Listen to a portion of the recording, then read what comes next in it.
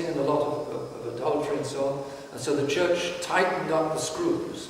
For instance, Catholics cannot marry validly except in front of a priest. And it must go in the parish register. That's a tightening up. Well, the Freemasons say those tightenings up are not important and need be heeded. What the state says counts as to what makes a marriage valid or invalid. Vows of chastity is similar. It's a particular point. 73 is interesting. The error is that Christians can marry in front of the state without it being or without it having to be a sacrament. That's two errors. If Christians marry, it's going to be a sacrament willy-nilly. But they don't have the right to marry in front without a priest. And then 74, marriage cases and betrothal cases come under state jurisdiction. No, they come under church jurisdiction. 75, 76, the conclusion, the grand conclusion, which centre on the Pope and the modern world generally. 75 and 76, the Pope. Some Catholics don't accept that the spiritual power can also have worldly power. In other words, 75 says, not all Catholics are agreed. The Catholics are divided on the point, therefore it's not a certain point. It's not church doctrine because many Catholics don't believe it. No, that's an error. Even if there are Catholics who don't believe it, then on this point they're not Catholic. The spiritual power can also have worldly power. It belongs to the spiritual power by the will of God that it should also have a measure of temporal power, enough temporal power to ensure its spiritual power, to protect in this naughty world its spiritual power. It doesn't need more, it shouldn't have more, but it's that which it should have. The pontifical states were a great help to the independence of the papacy. When the Masons took those pontifical states, the church had a serious problem until the Lateran Treaty of 1927 under Mussolini, 28 or 29, towards the end of the 1920s.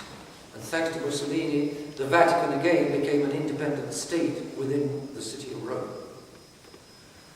77, 78, 79, and 80 are all crucial principles. Today, Catholicism should no longer be a state religion. That's Vatican II. And Archbishop Lefebvre Obstin pointed out how Paul VI pushed Franco to stop Catholicism being the state religion of Spain. Franco didn't want to do it, but Paul VI twisted his arm until he did it. Paul VI did not like Franco, because Franco was not liberal. On some point, but he was not nearly as liberal as Pope Paul VI was, and so Pope Paul VI twisted him until he did it. Today, Catholicism should no longer be a state religion. Catholicism should be, wherever possible, a state religion, because it will be a great help to the salvation of souls for that reason. If it's the state religion, then state and church are united, and the state will do much more to help souls to get to heaven.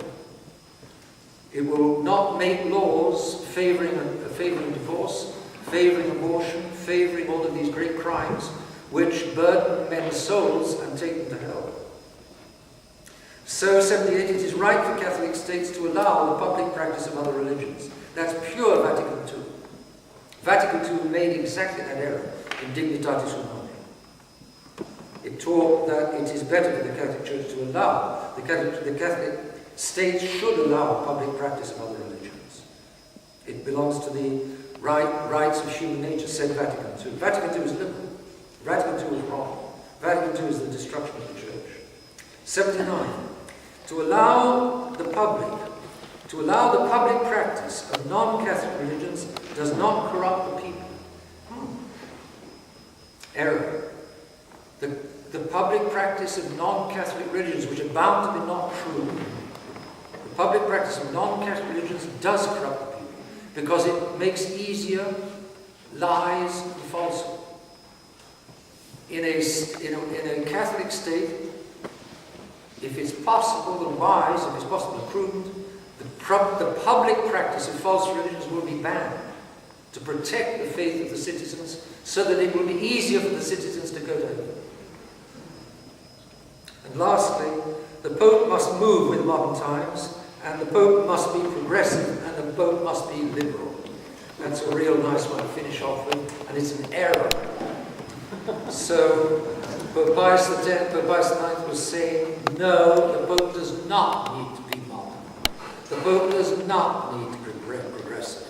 And the Pope does not need to be liberal. Archbishop Lefebvre used to say, our Lord Jesus Christ is the same yesterday, today, and forever. That's a quotation from St. Paul. He is neither liberal nor reformed. But Vatican II thought that our Lord was both liberal and reformed. I know some of you are pressed for time. It's been a great pleasure. If some of you need to leave, please by all means do. It's now a quarter to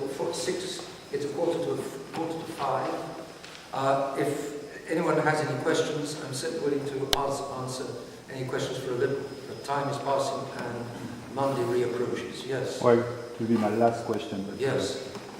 As a Catholic, we profess and believe that the Church can't err when it's about teaching about the faith and moral. Yes. And we believe that there is no error in the syllabus. And we believe it not because we have read and studied the syllabus. And we say, okay, point 1 is okay, yeah, okay. Well, we believe it because it's a teaching of the Church. Yes. So how can it be possible that the Church today, who is teaching since 50 years a lot of errors in encyclical, very good question, can be the true Church? Because the modern mind has no longer a grasp of truth, of unchanging truth. The modern mind is Hegelian. The modern mind seriously believes that truth evolves. That's number one. Yeah, but the true Church is supposed to teach the true things. And the Church today is not teaching the true things, so how can it be a true Church? Then, in this respect, the Vatican II Church is not the Catholic Church, in this respect. It's impossible for the Catholic Church to teach the contrary. You're right. You're absolutely right. In what respects is the Vatican II Church Catholic? Well...